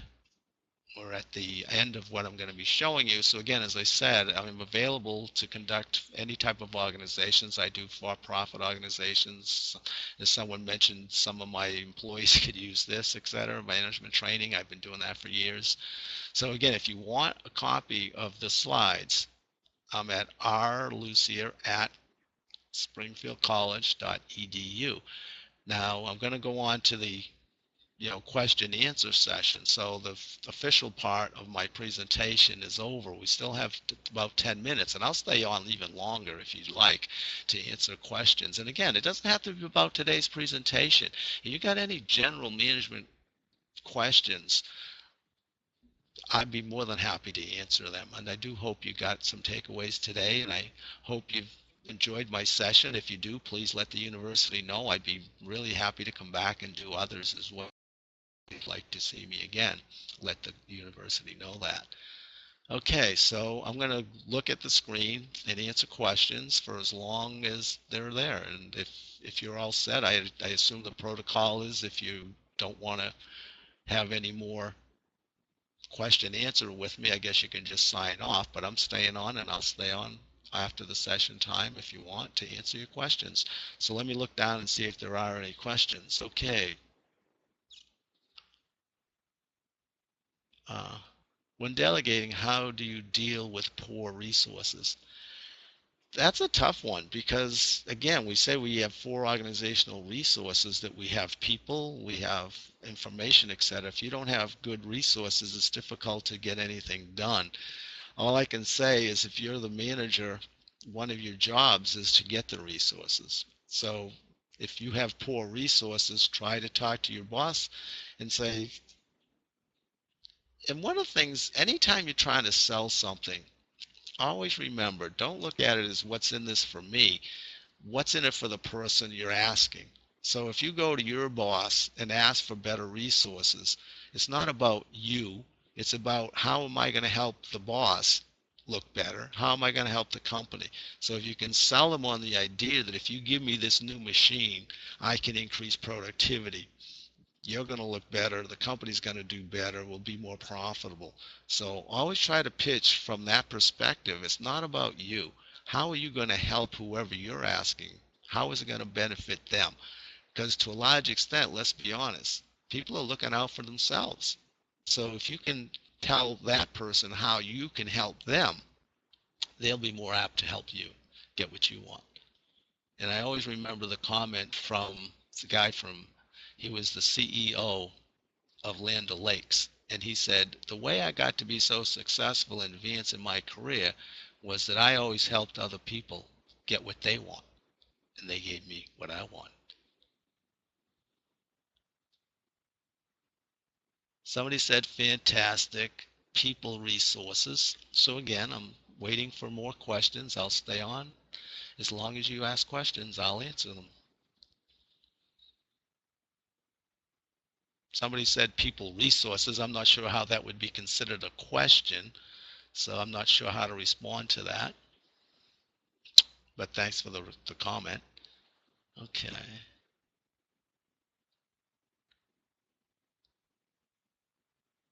What are the best management styles for optimum performance? That's a good question, and that's a whole session in itself. I've developed what's called situational management, and what I do in that session is I teach you what style to use in a given situation. And it's actually in most of my books, like the management book where this presentation is coming from. At the end of chapter 1, I have 12 scenarios where you answer and figure out your style, and then what you do is you actually look at the scenarios, try to come up with the best style for that given situation. But I can give you a quick overview of the idea of what I'm saying. The best management style for optimum performance, it's based on the situation, basically, is situational management. So what you really should do as the manager is realize that there's 4 basic styles that we can use. There's different theories and different models, I know, but the one that I like the best is situational leadership, which says you can be autocratic, tell them what to do, how to do it. You can be consultative, kind of ask people questions, whatever, and bring them out. You can be participative, let's get together, let's try to work this out and come up with an agreement. And fourthly is you can empower people to just do things on their own. So the idea is if you look at the person's capability level, you want to match the style to the capability level. So if you have a person who's low capability, such as you bring a brand new person on your company, what are you going to do with them? They're not typically experienced, so you got to do what? You got to basically be autocratic. Tell them what to do, how to do it, teach them how to do the job. You have to be very, very autocratic in that respect. It's called high directive, low support. You want to focus on that.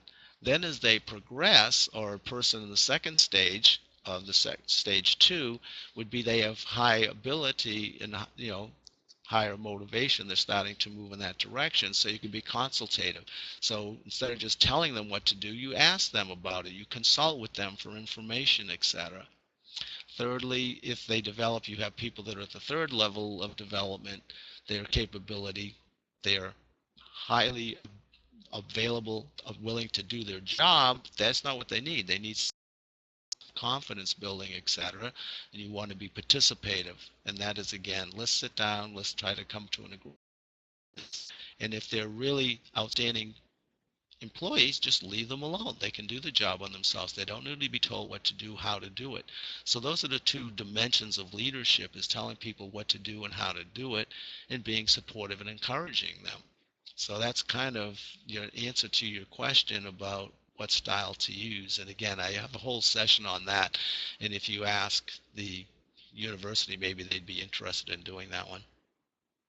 Okay, so let me go on to another question. How about delegating a situation where you have found an inherent very weak team? Well, as I was just mentioning, one of the keys is within the model of leadership, what you can do is you have to change the leadership style based on their level of ability. So if you're going in there with a very weak team to start, what you want to typically do is be very autocratic at the beginning. You got to tell them what to do, how to do it, teach them, train them to do their job. Then as they progress, then you can start to do what? Leave them alone a little bit more, start getting more input from them.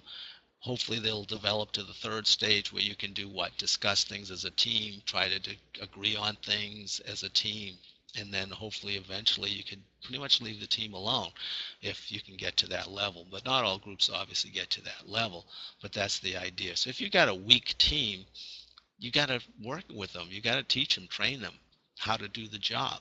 And also, a lot of people are really not up to people skills. And one of the things that's unfortunate is a lot of people say, you know, these people are lazy, whatever. That's not always the case. It's just sometimes they just don't know what to do and how to do it. They need a person who's going to teach them how to do their job and work with them. And people skills are not a natural thing. And team skills are not a naturally innate type of thing. But you can develop those skills. Those are other sessions that I offer, and those topics are in my different books.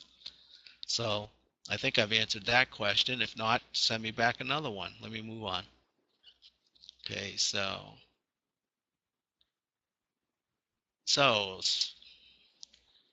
especially in, okay, wait a second. So you get the weak team, then the public setup where you that can't fire or hire easily. That's another good question. One of the things I would say there is, if people know they can't be fired, it doesn't mean you can't get them to do their job. One of the things, again, is being autocratic.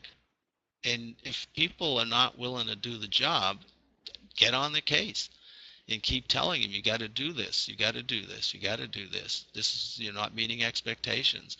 And I assume in any organization, if a person doesn't perform to the minimum level, it may take a lot of hurdles, but you can fire people in most situations. I'm not saying all, but you got to document it. So if a person's not doing the job, you talk to them and you document it. You talk to them and told them you got to do this, or you're not meeting expectations. You have another session, you document again. You've told you, this person been told multiple times they're not doing a job, and if they don't do their job, there's going to be consequences. If they know that nothing's going to happen, then they're just going to do nothing. So a key thing is consequences. If they're not doing the job, hopefully there's some way to have consequences and take action to make them do their job. Or obviously some people just say it's not worth all the time and effort, but that's an individual decision. All right, let's see if we got any others here. Somebody said good evening, so if anybody's signing off, please do so. Thank you, Dr. Lussier. Okay, as again, I'll still keep staying on to answer questions. Thank you for the lecture. Thanks. So, is it good to delegate frequently?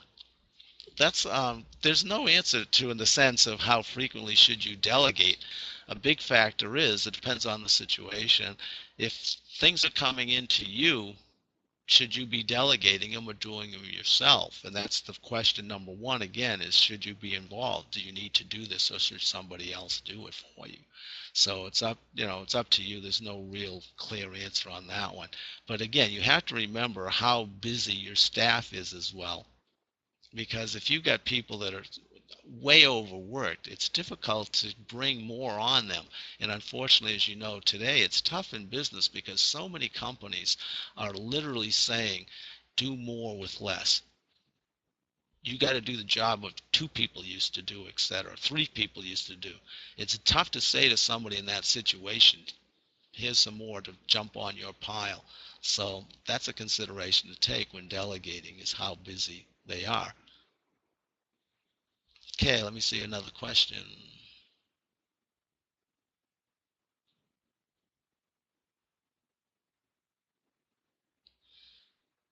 So just some other thanks. Nobody no new questions. Again, if you've got any questions, I'm still here. I'll be willing to answer questions.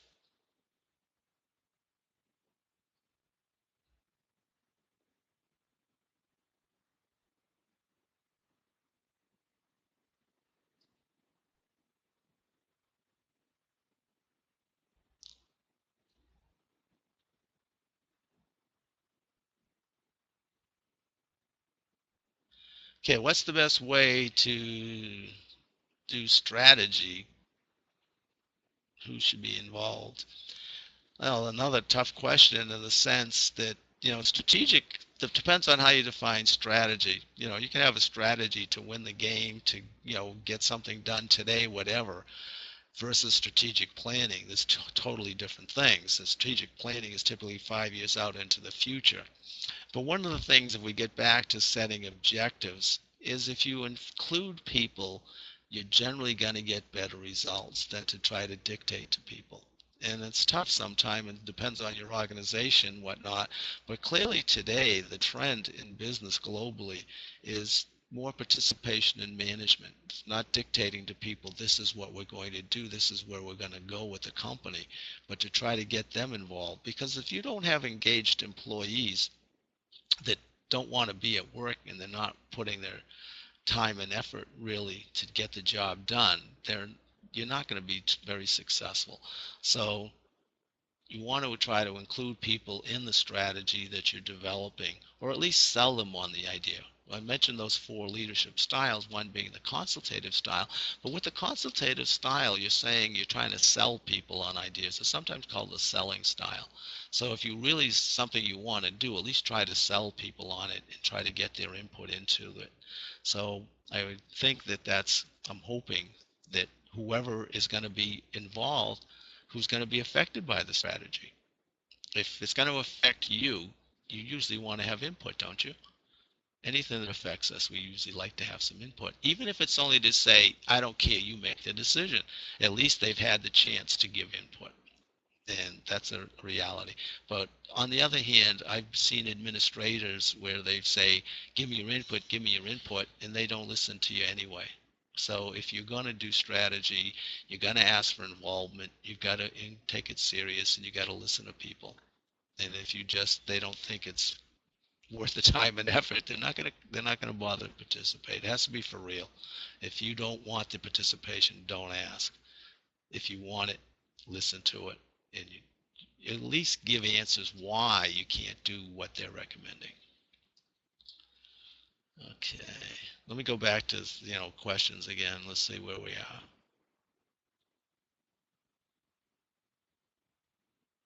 Define management, strategic management. Okay, define management. Well, we've been talking earlier in the session about basic management. What it is getting the job done through others. But again, strategic management, when we talk about strategic management, it's typically done by top level managers. And the strategic plan is 5 years from now where we're going to be. So if where are we going to be in 5 years from now? What products and what services are we going to be doing in the long term? And that's key to any company's success. How are we going to change with the times? That's critical. And strategic planning is usually a 5-year plan. And there's whole books and courses on it. It's difficult to give you an answer in a couple of minutes. But basically, again, when you're talking about the three basic levels of management, the top level managers are more they're doing the strategic perspective. The middle managers are more putting that into operations over the shorter term. And the day-to-day operations are obviously done by those first line supervisors who oversee the employees to get that product or service out the door. Without a product or service being effective, you're not going anywhere. You're not going to be successful. So again, that's a long question, but let me try to go on to another question.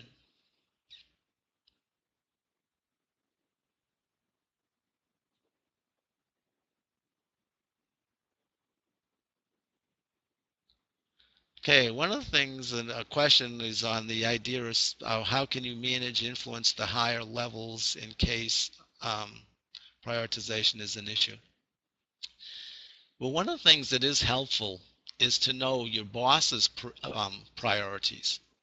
Because if your boss has priorities, then obviously the whole department should be focusing on also achieving those objectives rather than everybody going off on their own direction. So there should be some unification of that. And if you believe that your boss doesn't have the proper prioritization, then maybe you can try to talk to them about saying that you believe you want to do this because that's more important. Then maybe you can convince them that that is more important than what they're asking you to do. So that's a key, is saying what's more important and talking about it if there's disagreement. But again, if you have an objective, you want to achieve the objective, and that's a key. All right, let me look for another question.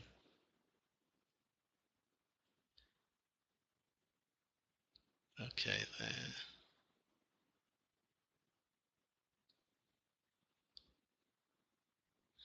Okay, controlling tools after delegation. The key with this, when you're talking, is the checkpoints. So the idea is you tell a person if they've got a report due in a month, is you set up a checkpoint system. We're going to meet every week, say at 10 o'clock in the morning on Wednesdays, whatever. And you meet with them and go over their progress. And if you have people with low level abilities that they need a lot of checking on, then you check a lot on them regularly, maybe every day. If they're very good, good, maybe just a couple of checkpoints or no checkpoints if they're excellent. It depends on the individual, and their level of abilities is a big factor on how often you check up on people, the amount of control that they need.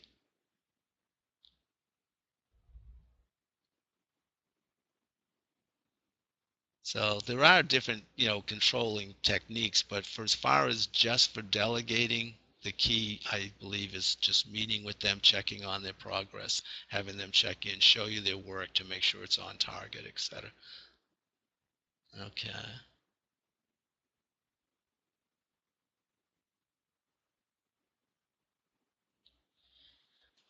Okay, one of the comments just came in about, easy to clear and understand. That's part of what I do. I don't see, like I said, this is not heavy theory, nothing complicated, just stuff that's really can be used on the job. That's what I'm all about, and that's what I like to do.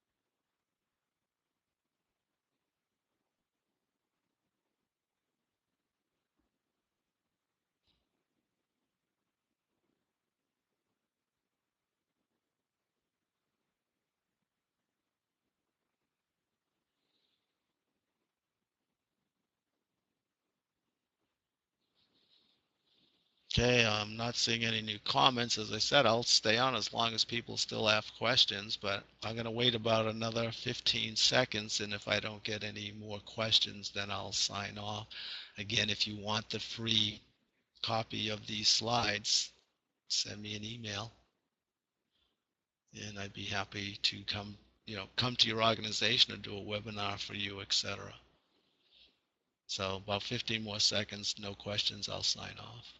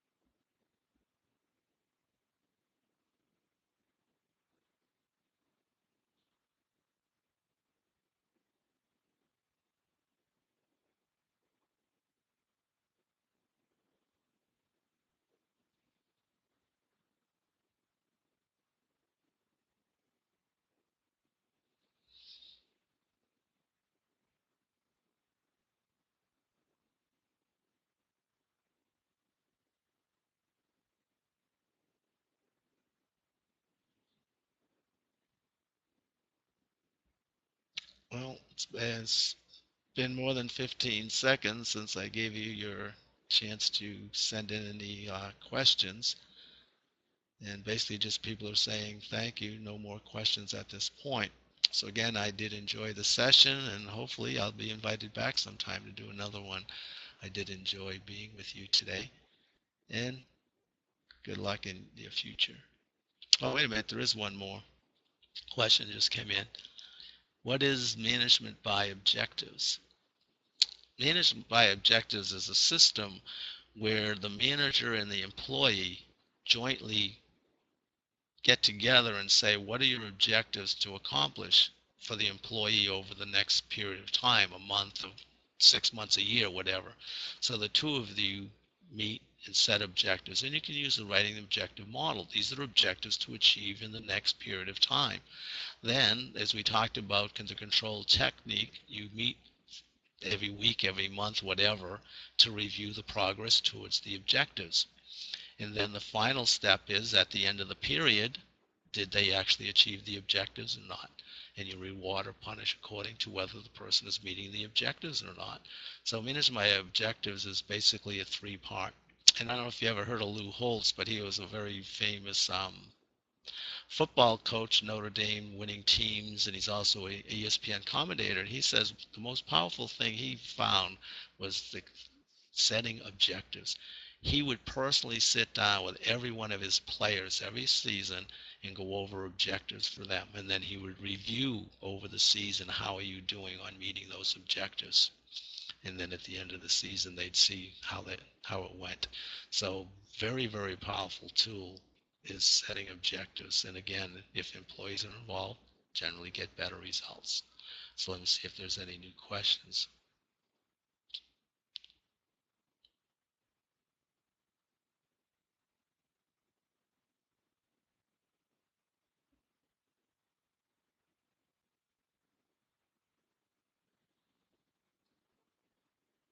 Okay, we'll start a new time. Another 15 seconds, then we'll finish. 15 seconds.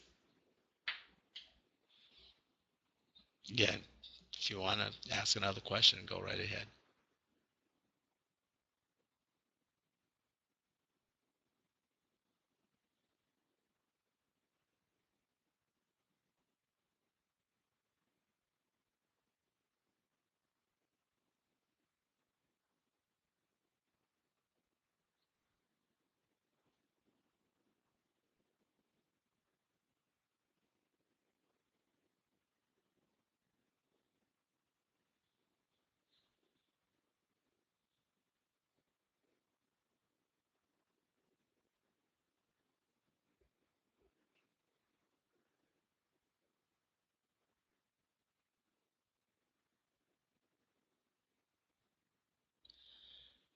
Okay, Dr. Habib, thanks so much. I guess we'll sign off. I'm gonna just click off, I guess, and we'll be in touch. If you got any questions, comments, whatever, you can email me. Thanks, everybody. I'm gonna sign off now. Close out. Thanks. Bye.